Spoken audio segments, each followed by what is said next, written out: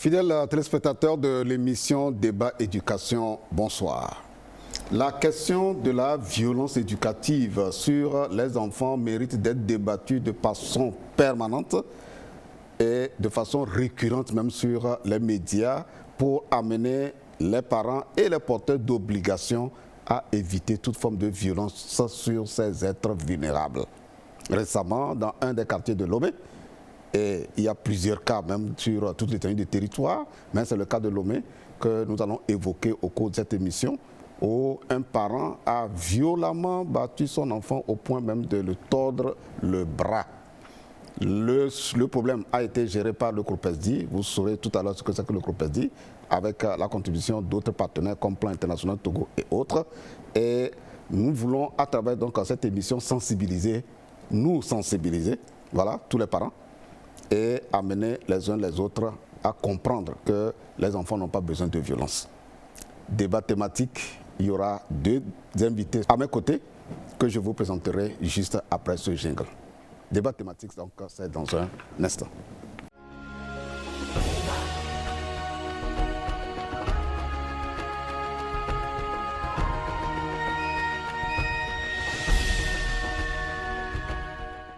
Explorer la question de la violence éducative, j'ai sur ce plateau deux invités qui sont du domaine.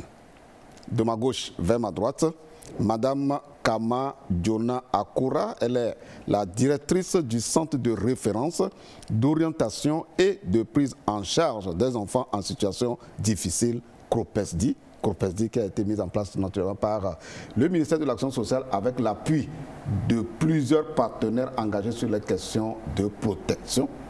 Et à ma droite, M. Kegbao Fousseni, il est le conseiller en protection à Plan International Togo. Chers invités, merci d'avoir répondu à notre invitation. Merci. Monsieur Lanceltoy. Okay. Nous allons commencer par Madame la directrice du CROPESDI. Le cas de l'enfant dont j'ai parlé tout à l'heure, comment vous l'avez géré? Le CROPESDI, c'est le centre de référence d'orientation et de prise en charge des enfants en situation difficile, qui est le système de protection des enfants qui intègre la ligne verte Allo 1011. Quand on parle de la ligne verte Allo 1011, c'est le numéro vert que l'on peut contacter en cas d'urgence pour aider un enfant. Donc vous composez sur votre numéro de téléphone 1011, ça sonne et vous dénoncez le cas. Donc je voudrais vous remercier pour cette invitation et aussi remercier également Madame la ministre de l'Action sociale, de la promotion de la femme et de l'alphabétisation. Pour ce cas précisément, c'est juste pour le fait que l'enfant n'a pas été obéissant en allumant le gaz pour chauffer la sauce. Voilà l'histoire, en allumant le gaz pour chauffer la sauce, chose que son papa lui a interdite. Donc, à deux reprises, dans la même journée, il a dû violemment le frapper jusqu'à le blesser. Donc, nous avons été à travers la ligne verte et nous avons intervenu pour récupérer ce garçon et le conduire immédiatement à un centre hospitalier pour les soins, et le papa a également été interpellé par la gendarmerie. Donc il a été mis sous le coup de la loi parce que les violences faites aux enfants sont interdites dans notre pays. Donc cet enfant a été normalement pris en charge chez nous et ses plaies sont cicatrisées. Malheureusement, nous nous sommes rendus compte au retrait de cet enfant qu'il portait beaucoup de blessures. Ça veut dire que le papa l'a toujours violenté. Donc c'est ça qui a même justifié son interpellation et pour l'amener à répondre de ses actes. Tout à fait. Alors, fidèles téléspectateurs, en écoutant la directrice du CROPESDI qui a décrit ce qui s'est passé réellement avec cet enfant qui a été violemment battu par son papa, vous comprenez que n'eût été l'intervention du CROPESDI à travers le 1011, l'appel gratuit, soit par SMS, Togocel ou Move, pour dénoncer la violence, n'eût été cette intervention, on ne saurait pas quel serait le sort de cet enfant. Avant de donner la parole à M. Kegbao, vous projetez un reportage sur le CROPESDI pour que vous puissiez voir cette structure qui accueille les enfants violentés. Protection de l'enfant, bonjour. Bonjour madame. Oui, bonjour madame. Oui, j'appelle pour dénoncer un cas de violence. Nous sommes à Tekita, la préfecture de l'Est-Mono. Il y a un enfant qui a été ligoté dans un centre de prière et battu toute la journée. Bon, je ne connais pas encore le nom de la femme, mais je vais continuer les investigations. C'est une fille quand même, elle doit avoir 12 ans, qui est accusée de sorcellerie. Nous sommes à la ligne verte 10-11, allô 10-11. Nous recevons les appels, les dénonciations des cas de violence. On appelle pour dénoncer un abus, une maltraitance sur un enfant. Alors quand vous recevez les appels, comment vous les traitez? Quand on reçoit un appel d'un enfant égaré, nous remettons la dénonciation à l'équipe d'intervention qui va au commissariat chercher l'enfant. Il y a aussi les chefs quartiers qui appellent peut-être les bonnes volontés qui ont trouvé des enfants, qui ont retrouvé les enfants égarés, qui les conduisent chez les chefs. Et quand les chefs appellent, nous intervenons pour aller les chercher. Il y a aussi les maltraitances des domestiques ou des enfants dans les quartiers. Quand une bonne volonté appelle, nous appelons les services sociaux du milieu du quartier qui font la médiation. Ce sont les maltraitances quand même, les violences physiques, les abus et abus sociaux. Il y a aussi les enfants égarés. Je me tourne maintenant vers M. Kebao. Vous êtes le conseiller en protection. Nous retenons que c'est depuis 2018 que vous avez accompagné. Donc quand je dis vous, c'est votre institution, Plan International Togo, qui a accompagné. Le ministère de l'Action sociale a ajouté 2 services très importants de dénonciation anonyme des violences qu'on appelle USHID. Vous avez eu écho de ce qui s'est passé. Quel est le commentaire que vous avez à faire là-dessus? Depuis 2018, notre organisation Plan International Togo accompagne les ministères à travers le groupe SD. Nous avons accompagné à mettre en place le système de signalement par SMS. Il y avait le système de signalement par, disons, appel. Maintenant, vu l'évolution de la technologie et voulant aussi que cela puisse s'étendre à toute l'étendue du territoire, nous nous sommes dit que donner l'opportunité aux gens de pouvoir dénoncer les cas serait une bonne chose, et la valeur ajoutée, c'est que tout le monde, tant qu'on a le téléphone, on peut signaler tout cas dont on est témoin ou pour lequel nous avons été informés. Voilà. Merci. Alors, madame, quand on regarde sur la plateforme du CROPEDI, quelles sont les formes de violence qui sont cartographiées sur cette plateforme de dénonciation anonyme par SMS ou bien par appel? Puisque le CROPEDI a commencé par les appels et après on a évolué vers la numérisation de ces appels. Oui, merci. Nous recevons plusieurs cas de violence. Les plus récurrentes sont les violences physiques, comme nous l'avons énoncé à l'entame de cette émission, où les enfants sont victimes. Et soit on les frappe, on les ligote. Et donc c'est des violences physiques qui laissent des traces sur leur peau et c'est visible. Nous avons également des maltraitances intenses, et surtout avec les filles qui sont exploitées comme domestiques. Donc elles sont victimes de beaucoup de privations, et c'est ce qui justifie également les cas de nombreux fugues que nous recevons.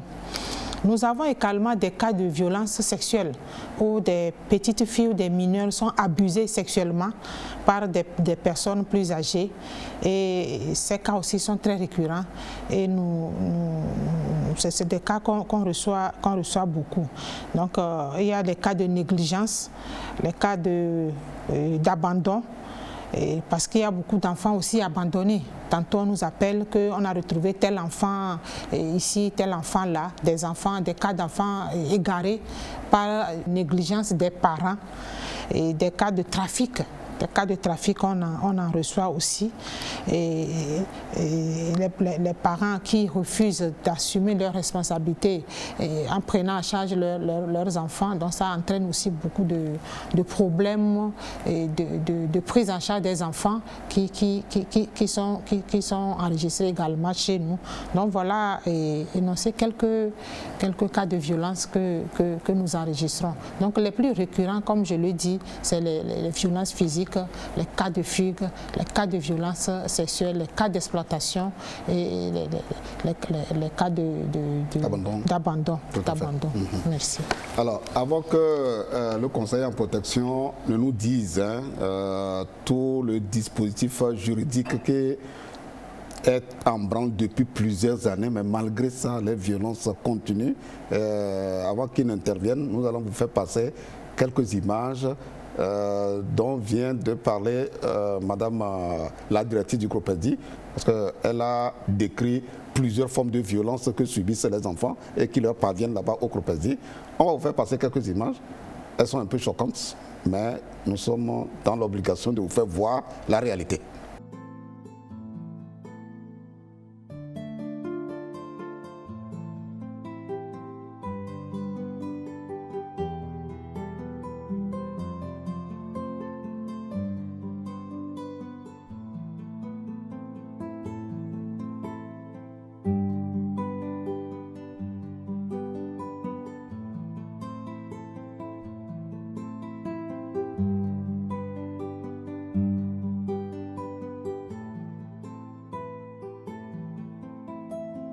Monsieur Kegwao, il y a tout un arsenal juridique qui est mis en place par l'État à travers le ministère avec l'accompagnement de Plan International Togo, d'autres partenaires que je ne saurais tous citer ici.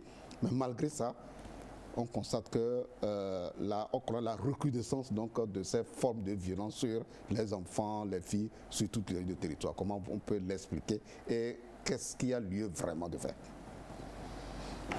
Merci beaucoup. C'est vrai, notre pays est partie prenante des différents instruments juridiques au niveau international et nous avons également des politiques au niveau national qui protègent les enfants contre toute forme de violence. Et on peut citer entre autres la Convention des Nations Unies relative aux droits de l'enfant, la Charte africaine des droits et du bien-être de l'enfant et au niveau national, nous avons le Code de l'enfant. Et c'est vrai, et nous pouvons dire que malgré ces dispositions juridiques qui sont en place, malheureusement, les violences sur les enfants sont de plus en plus récurrentes. Oui. C'est vrai. En fait, cela signifie que c'est un processus et le travail de sensibilisation doit pouvoir se renforcer. Ces résultats nous montrent que d'abord, le travail que l'État fait, le travail que les ONG ou les acteurs qui appuient l'État dans la sensibilisation, dans le renforcement des systèmes de protection, cela signifie que aujourd'hui, ces actions portent des fruits. Avant, ce n'est pas qu'il n'y avait pas de violence.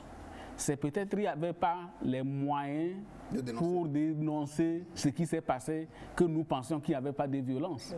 Voilà. Donc les moyens, c'est pour cela qu'il faut tirer chapeau à l'État et aux partenaires qui accompagnent l'État par rapport à ce qui se passe aujourd'hui. Ça veut dire que les gens sont en train de prendre conscience et signaler cela. Et en signalant, je crois que cela va contribuer, c'est aussi une façon de sensibiliser, cela va contribuer à amener les gens à prendre conscience des effets négatifs que les violences ont sur les enfants.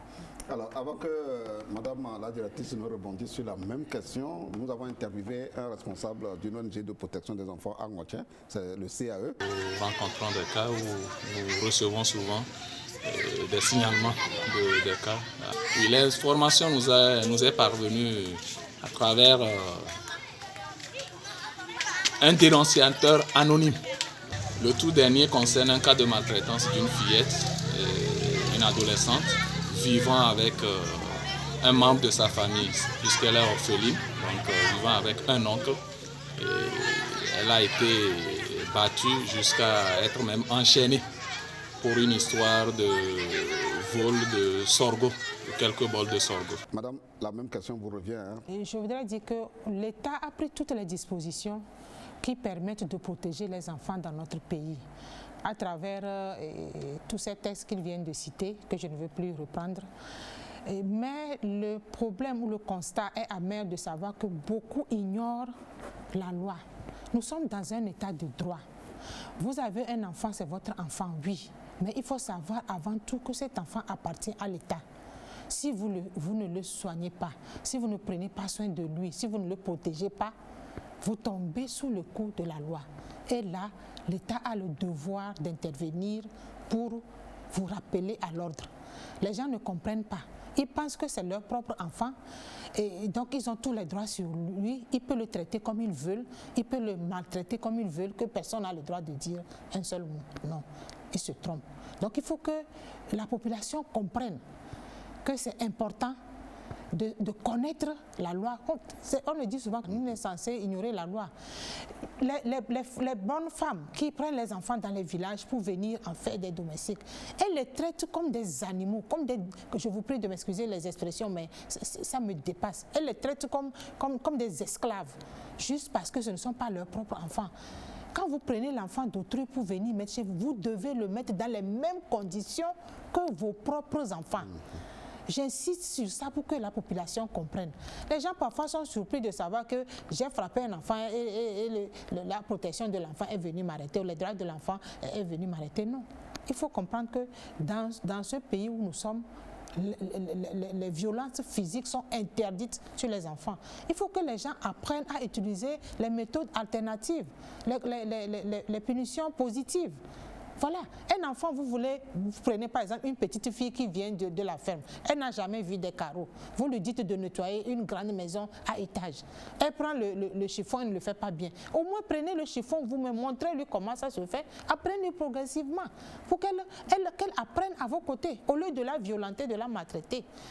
Je prends un exemple, on avait reçu une petite fille à peine 11 ans qui avait déjà fait 2 ans chez la famille. Donc ça veut dire qu'elle a été recueillie dans cette famille à 9 ans, où elle était déjà exploitée comme domestique. Pour le simple fait que la petite fait la lessive et qu'elle laisse le savon dans l'eau, mais la dame a frappé mortellement cette petite. Elle a fracassé le bras, la colonne vertébrale a reçu un choc. L'index saignait. Donc quand la petite est arrivée, c'est d'urgence qu'on la conduise à l'hôpital pour lui sauver la vie. Quand le pédiatre est venu voir cette petite, lui-même il avait pitié qu'elle souffrait trop. Il fallait doser les antalgiques pour apaiser les douleurs. C'est comme ça qu'on a réussi à récupérer. S'il n'y avait pas eu de signalement, cette petite aurait pu mourir la même nuit à cause d'un pain de savon qui ne coûte même pas 300.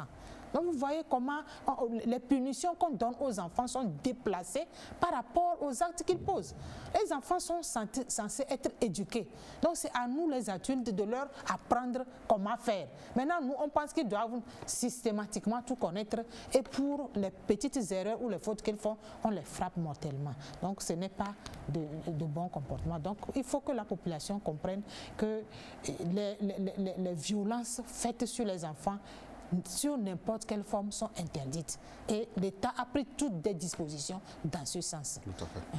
Alors, fidèles téléspectateurs, vous comprenez à travers les témoignages donnés par la directrice du COPEDI que l'heure est grave. Parce que si les gens ignorent la loi, les médias et toute autre organisation engagée sur les questions de protection doivent communiquer suffisamment et donner l'opportunité aux acteurs de protection de venir informer la population sur les dispositions prises par l'État. Et c'est ce travail que la télévision togolaise, à travers l'émission Débat Éducation, est en train de faire pour que le message vous parvienne, selon lequel l'État s'est saisi du dossier. Quand vous êtes dans un État et le gouvernement se saisit d'un dossier, il faut faire extrêmement attention et tenir compte de ce que l'État a dit.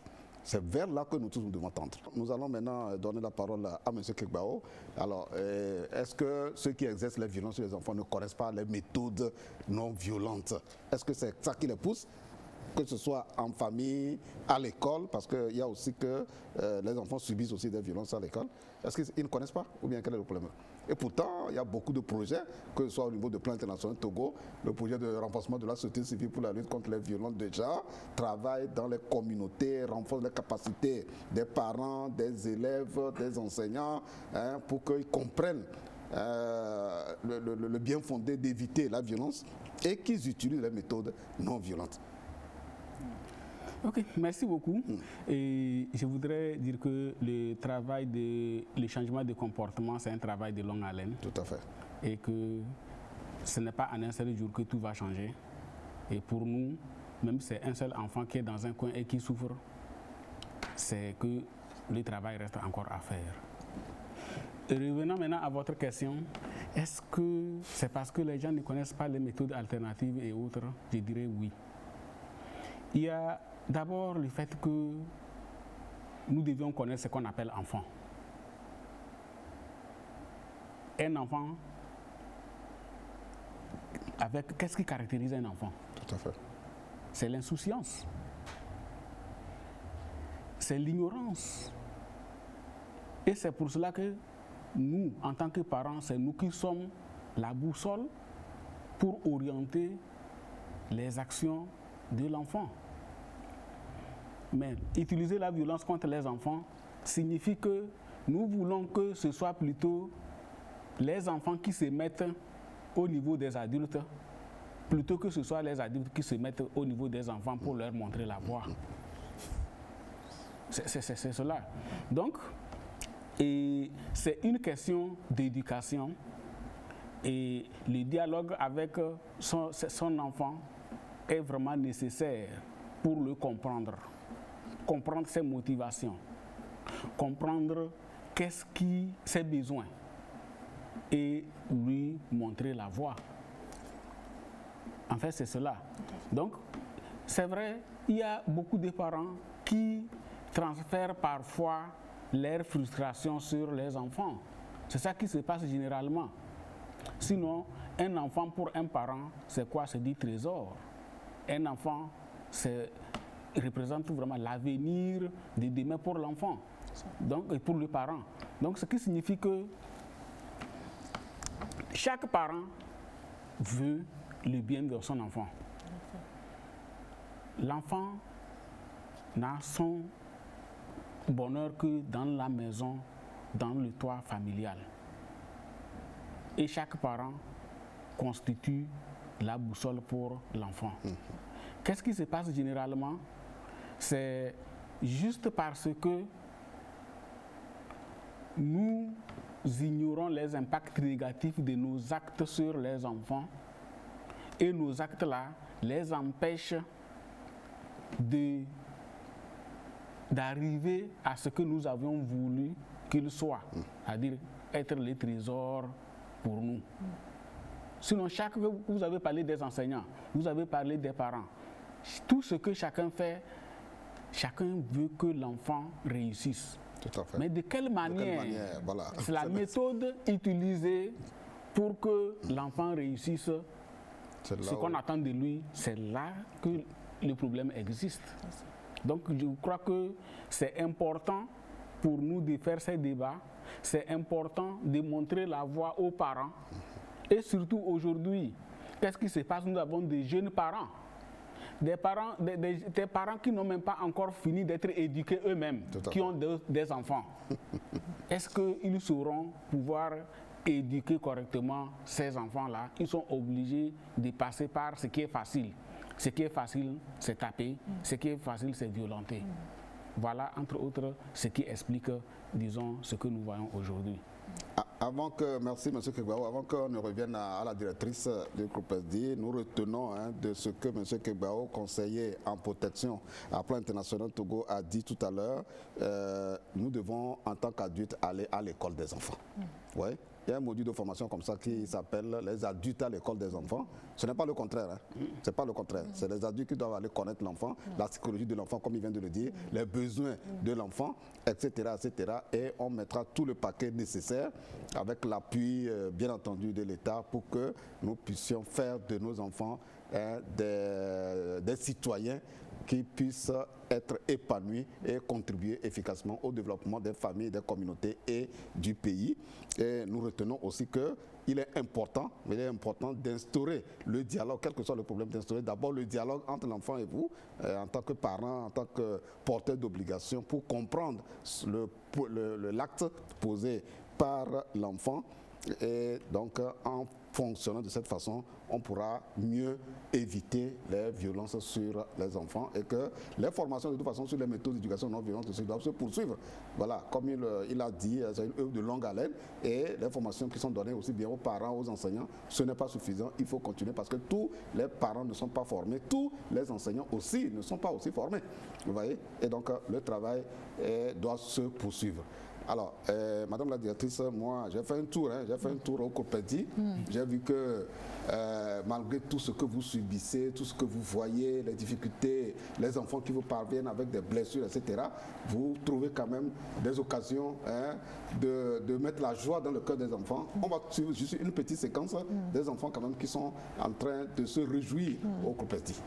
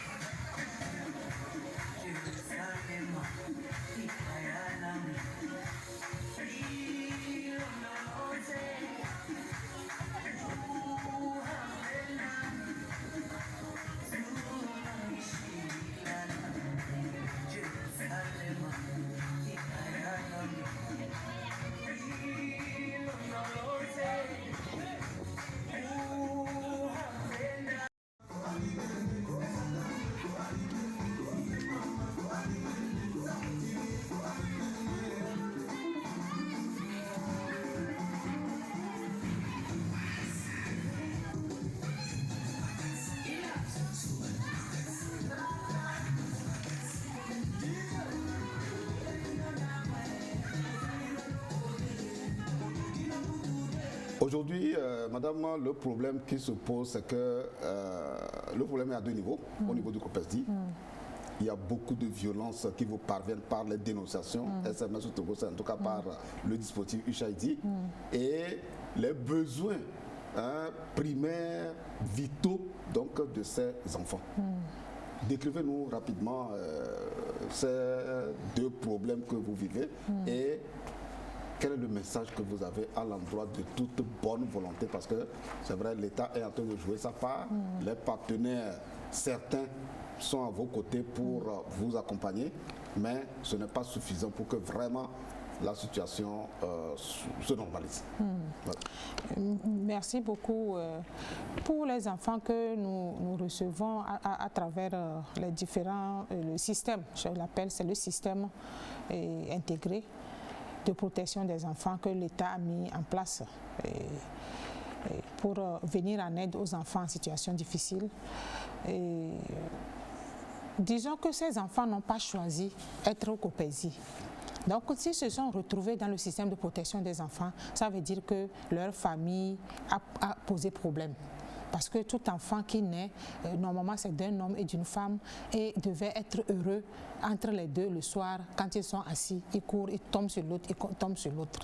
Mais malheureusement, les enfants que nous accueillons n'ont pas cette chance-là. Donc c'est pour ça qu'on les appelle des enfants en situation difficile. Pour certains, ils ont perdu les parents.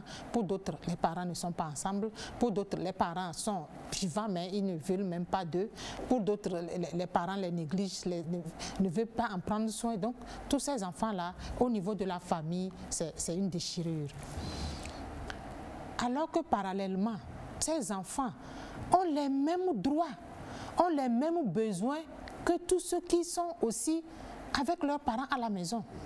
Donc, c'est pour ça que l'État a créé et a mis en place tout ce système-là pour pouvoir vraiment venir en aide à ces enfants-là. Donc, quand nous les accueillons, tout ce qui est besoin primaire, on commence d'abord par un kit d'hygiène, parce que parfois ils arrivent avec des habits en lambeaux, tout sale, ils ont fait dans la rue, traîner dans la rue, ils sont tout ça, il faut les doucher. Donc, il faut commencer par un kit d'hygiène, changer, donner de quoi se doucher, de quoi se changer. Donc, il faut des habits, tout ça là. Et après, il faut qu'ils mangent.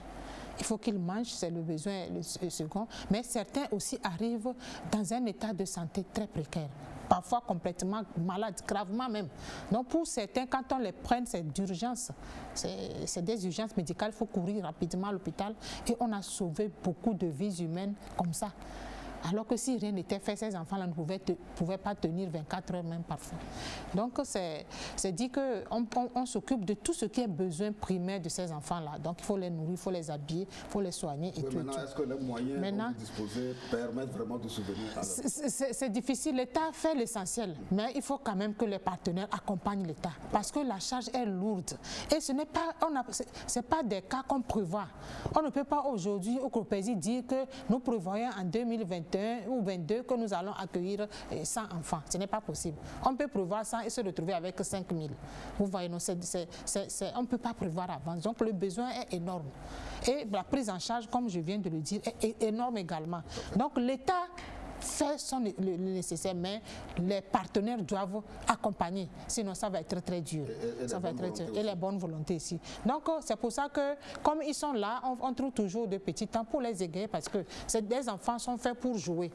Quand les enfants ne s'amusent pas, ne jouent pas, déjà, ils sont déjà en situation difficile, ils ne sont pas avec leurs parents, s'ils doivent encore rester tristes, on ne sait pas quel adulte nous sommes en train de préparer. Tout à l'heure, nous parlons des violences qu'on fait sur les enfants. Ces enfants se sont retrouvés parce qu'ils ont été violentés. La violence, ça commence déjà à la maison. Tout ce que l'État fait aujourd'hui dans la lutte contre les violences basées sur le genre, ou les violences conjugales et autres basées sur le genre, ou les violences de famille, tout ça là, c'est en partie les conséquences. Parce que quand la famille n'est pas stable, quand l'homme et la femme qui a fait un enfant n'est pas capable de vivre ensemble et de s'occuper de lui, il va se retrouver dans la rue, il va se retrouver en situation difficile. Donc tout ça là s'imbrique.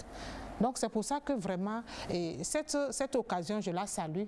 Je pense que si la ministre de l'Action sociale a autorisé cette émission, c'est aussi en partie pour faire passer le message à la population de ne pas être surprise quand elle va agir. Parce qu'on ne peut pas continuer par gérer les situations comme ça. Il faut que les parents se ressaisissent. Je vais parler également, je profite pour parler également des enfants handicapés. Oui, je suis allé voir, ils sont nombreux. Voilà, les enfants handicapés. Ils n'ont pas une licence d'éducation. Oui, les gens se donnent le plaisir de programmer l'abandon de leur enfant handicapé. On prend l'enfant, on le met sur un Z, on indique le centre, on lui dit de venir le déposer là pour dire qu'il l'a trouvé dans la rue.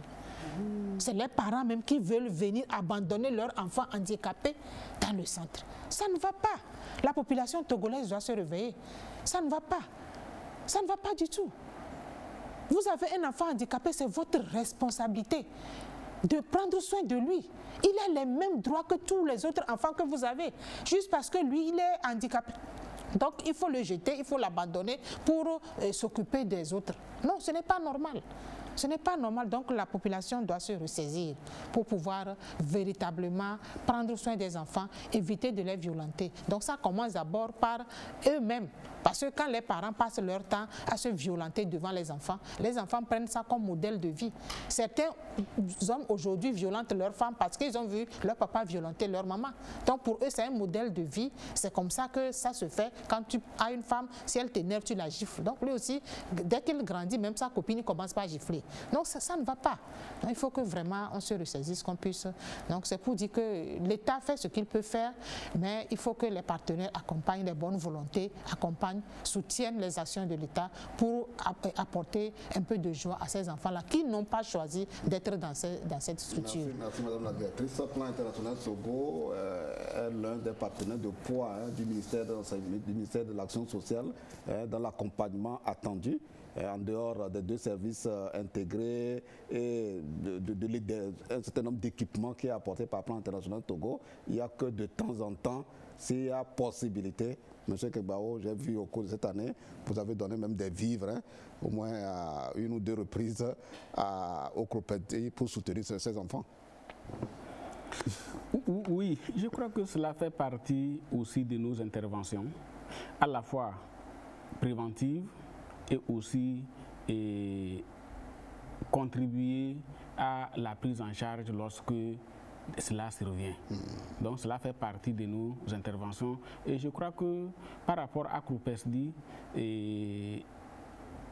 nous disons que c'est une obligation pour nous de pouvoir accompagner l'État dans cela parce que cela s'inscrit également dans notre mission de protection de l'enfant, notre mission de promouvoir les droits de l'enfant au Togo.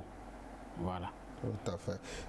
Ce que je sais, c'est que le Plan international Togo a profité disons, du projet renforcement de la société civile pour la lutte contre les violences, pour accompagner toujours le ministère à travers l'appui au cadre de concertation où vous organisez par trimestre à travers les ONG de mise en œuvre les conférences de cas.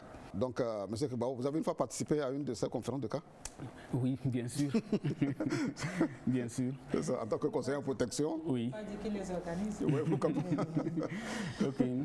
Merci beaucoup, Marcel. Et je crois que l'organisation des conférences de cas, c'est une expérience très importante à vivre.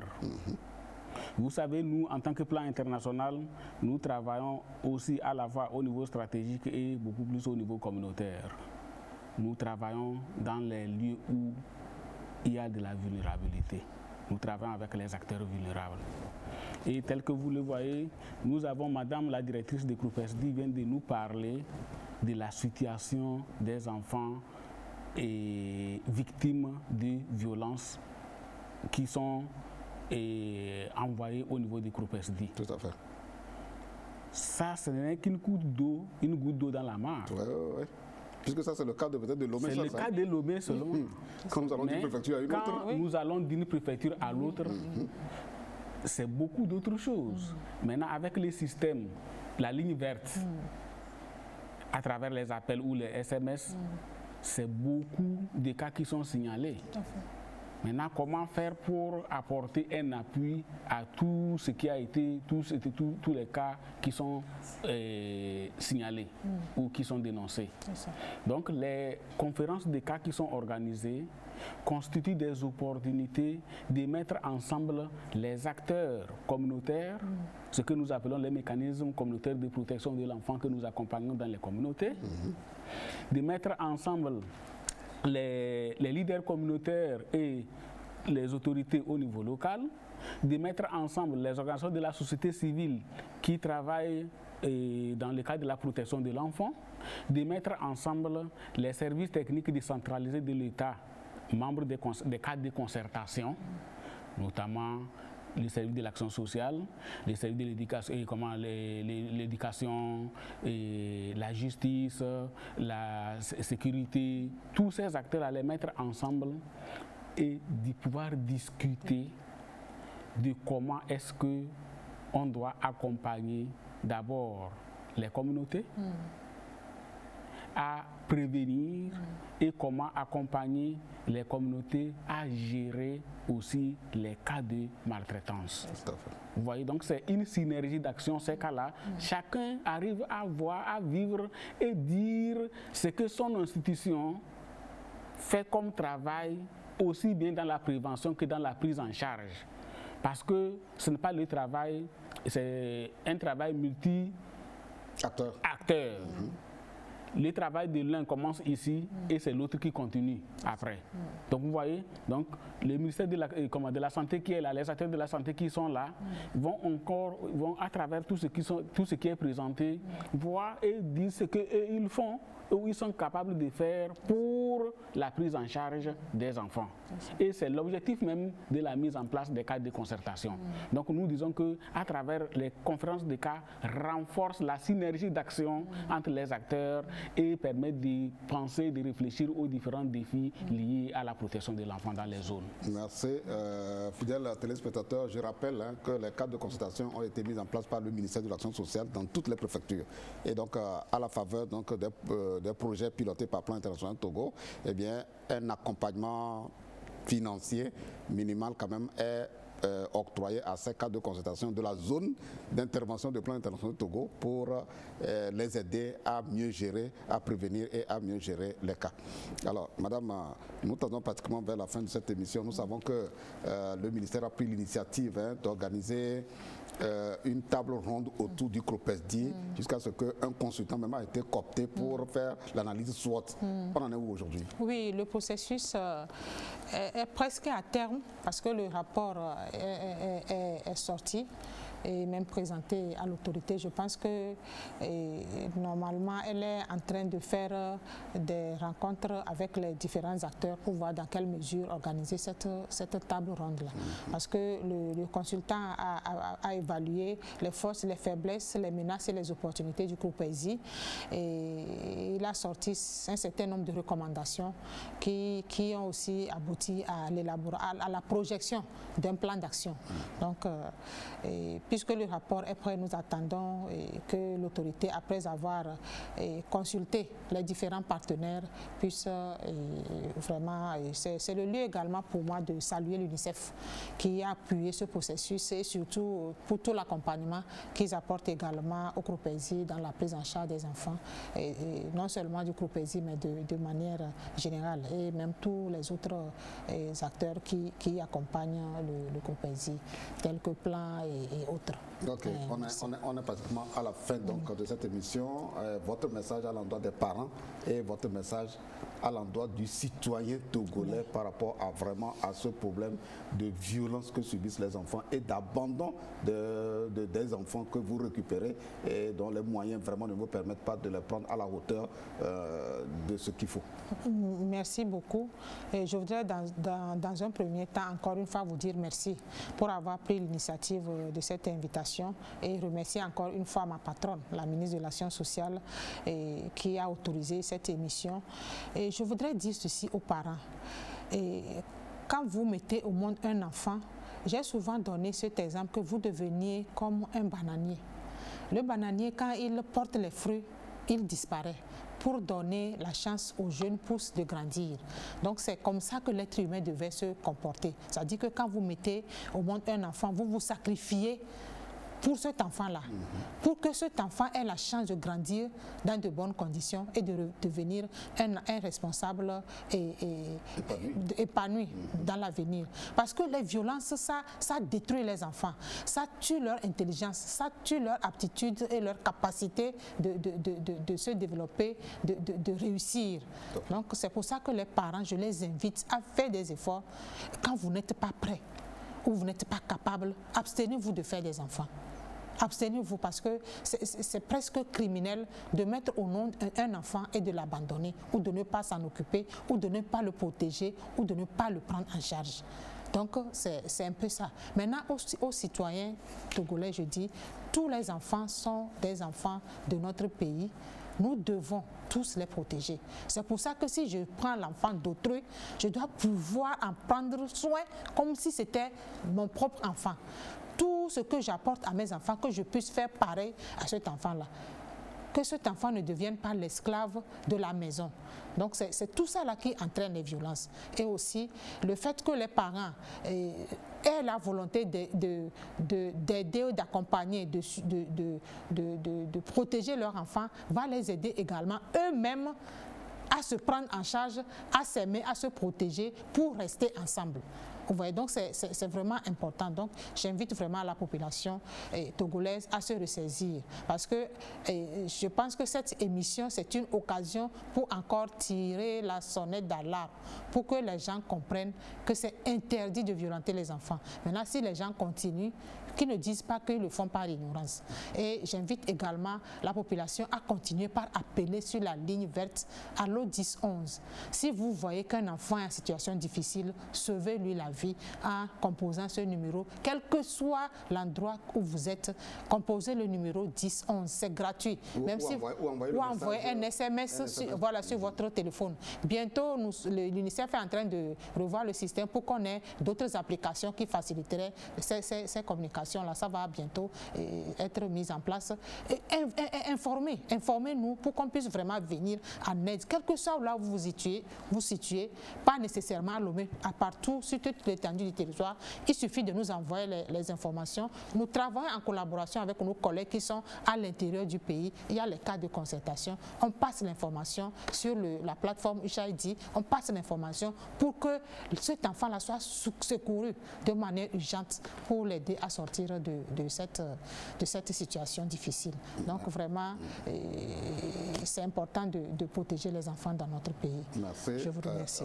Monsieur Kebao, en tant que conseiller en protection à l'ONG Plan International Togo, votre message à l'endroit des porteurs d'obligations et de tout ce qui violente les enfants, et un message aussi aux parents modèles. Voilà, aux parents modèles, voilà, qui ont compris le message que vient de transmettre Madame la directrice du groupe SD tout à l'heure, de bien s'occuper des enfants, parce que parmi les parents, il y en a qui sont de bons parents, des parents modèles, et qui, en tout cas, assument bien leurs responsabilités. Ok. Merci beaucoup encore une fois pour cette opportunité. Et moi, je voudrais rappeler que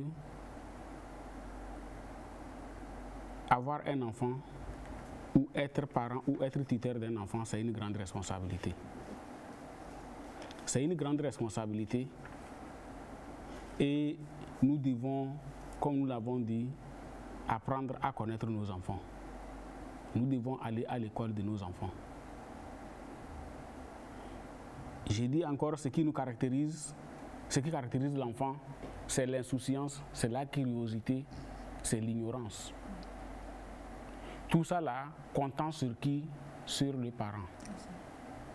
C'est parce qu'il sait que le parent est là pour le protéger. Également, oui, les enseignants. Si c'est à l'école, c'est l'enseignant. Si c'est dans un centre d'apprentissage, le patron ou la patronne. C'est parce que l'enfant, lui, il sait qu'il y a quelqu'un pour me protéger, qu'il se permet tout. Donc c'est à travers des méthodes non violentes qu'on lui apprend la voie à suivre. Moi, je voudrais encore rappeler une fois à nous les parents, à nous les tuteurs, à nous qui sommes responsables des enfants, tout comme les enseignants, la nécessité de connaître nos enfants, la nécessité de dialoguer avec nos enfants. C'est un chemin d'or. Lorsque nous communiquons, nous dialoguons avec notre enfant, le message passe. Ce qui est bon, ce qui n'est pas bon, ça à travers le dialogue, cela s'apprend. Si vous mettez la violence, cela inhibe les facultés de l'enfant. Il y a des enfants, chaque enfant est unique en son genre. Même à l'école, nous devons le savoir. Il y a certains enfants, le fait même de tenir le bâton, venir vers lui, il commence par trembler. Et il ne réfléchit plus à la question qui lui est posée pour rechercher la solution, mais il recherche plutôt comment éviter le bâton. Il pense aux douleurs, au traumatisme. Donc cela ne favorise pas l'apprentissage protecteur. Donc, moi, une fois encore, je voudrais rappeler à nous, les parents, que nous devons être patients. Nous devons être patients, aller à l'école des enfants, les connaître et instaurer le dialogue depuis le bas âge. Chez moi, on dit que c'est lorsque le poisson est frais qu'on peut les plier à volonté. Mais quand il est déjà sec, si vous voulez les plier, il va se casser. Voilà, donc l'éducation, le dialogue entre parents-enfants, ça commence dès le bas âge avec les deux parents. Ce n'est pas seulement laisser l'éducation des enfants soit à un seul parent, à la maman ou au papa seulement, mais les deux ensemble réunis. Pour les parents qui sont modèles, oui, c'est l'occasion aussi de temps en temps de partager, de les féliciter et que de les inviter à partager leur expérience, comment ils font pour que les autres s'en servent. Merci beaucoup. Alors, M. Kegbao m'a donné un sujet d'une émission prochaine. Je veux donc les parents modèles, ceux qui assument bien leurs responsabilités. J'en ai besoin pour qu'on puisse animer une émission pour partager les bonnes pratiques dans leur maison. Alors, je termine donc cette émission par cette méthode non violente que les enseignants peuvent mettre en pratique. Généralement, on peut retrouver dans une salle de classe un élève qui vient souvent et dort pendant le cours. Un enseignant qui n'est pas formé sur les méthodes non violentes, il lui donnera peut-être un coup sur la tête ou l'enverra à la surveillance. Mais l'enseignant qui est formé et qui connaît les méthodes d'éducation non violente va demander à toute la classe. Il tape sur la table, tout le monde se lève. Il tape encore, tout le monde s'assied. Il tape, tout le monde se lève. Il le fait 3 à 4 fois. Et celui qui dormait ne sait pas que c'est à cause de lui qu'on le fait. Et donc, il a utilisé une méthode non violente. C'est sur ces mots que je vous dis merci. Merci à Madame la directrice, merci à M. Kegbao, fidèle téléspectateur, merci de nous avoir suivis. Nous vous donnons rendez-vous donc pour un prochain numéro de débat éducation avec les parents modèles. Bye bye.